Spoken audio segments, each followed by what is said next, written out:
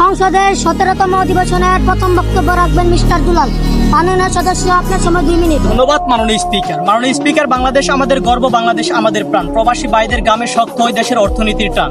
তাদের পাঠানো রেমিটেন্সে উন্নয়নের চাকা ঘুরে, তবে দুঃখের বিষয় সংকটের কালো ছায়া আজও বাংলার প্রতিটি ঘরে ঘুরে। মাননীয় স্পিকার, আজকের এই মহান সংসদে আমি এমন একদল জনগোষ্ঠীর হয়ে কথা বলতে দাঁড়িয়েছি যাদের অক্লান্ত পরিশ্রমের দ্বারাই আমাদের বাংলাদেশ টিকে আছে। মাননীয় স্পিকার, দেশের রত্ন আমাদের রেমিটেন্স যোদ্ধা, কিন্তু তাদের মাথায় সবসময় থাকে ঋণের বোঝা। কারণ ভারত, পাকিস্তান, আফগানিস্তান, মিয়ানমার থেকে সৌদি, কাতার, দুবাই যেতে যেখানে 50 থেকে 1 লক্ষ টাকা লাগে, সেখানে বাংলাদেশ থেকে বিদেশ যেতে হলে 5 থেকে 6 লক্ষ টাকা লাগে। আর এই টাকা জোগাড় করতে কেউ নেই ঋণ, কেউ বিক্রি করে জমি, কেউ চালায় কিস্তির বোঝা। কিছু কিছু ক্ষেত্রে দেখা যায় আবার দালাল চক্রের ফাঁদে পড়ে হাজারো মানুষ নিঃস্ব হয়ে যায়, হারিয়ে ফেলে শেষ স্বপ্নের ঠিকানা। কিন্তু অত্যন্ত দুঃখের বিষয় হলো এই দেশে দালালদের বিরুদ্ধে বড় ধরনের কোনো অ্যাকশন নেওয়া হয় না। কারণ যারা দালালি করে তারা হলো বিভিন্ন রাজনৈতিক শ্রেণী পেশার লোক, প্রভাবশালী ও অর্থশীল ব্যক্তি। আর যারা প্রবাসে যায় তারা হলো সাধারণ জনগণ এবং অসহায় মানুষ। আর এই দেশে যার কাছে ক্ষমতা আর টাকা আছে তার বিরুদ্ধে কোনো আইন নেই। যেই দেশ তার রেমিটেন্স যোদ্ধাদেরকে নিরাপত্তা দিতে পারে না, সেই দেশ ভবিষ্যতে অন্ধের দিকে এগিয়ে যাবে, এটাই স্বাভাবিক।